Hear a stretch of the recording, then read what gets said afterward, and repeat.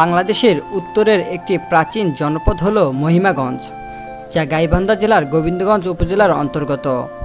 এটি একটি গুরুত্বপূর্ণ বাণিজ্যিক এবং কৃষি প্রধান এলাকা। এই অঞ্চলের মানুষ সাধারণত কৃষিকাজ, ব্যবসা এবং চাকুরির মাধ্যমে জীবিকা নির্বাহ করে। এখানে রয়েছে স্কুল, কলেজ, হাট বাজার এবং স্বাস্থ্যকেন্দ্র ও আধুনিক নাগরিক সুযোগ সুবিধা। Mahimaganj railway station.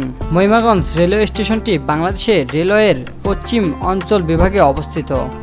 এটি সান্তাহার সৈয়দপুর রুটে অবস্থিত, যা উত্তরবঙ্গের গুরুত্বপূর্ণ রেলপথগুলোর একটি।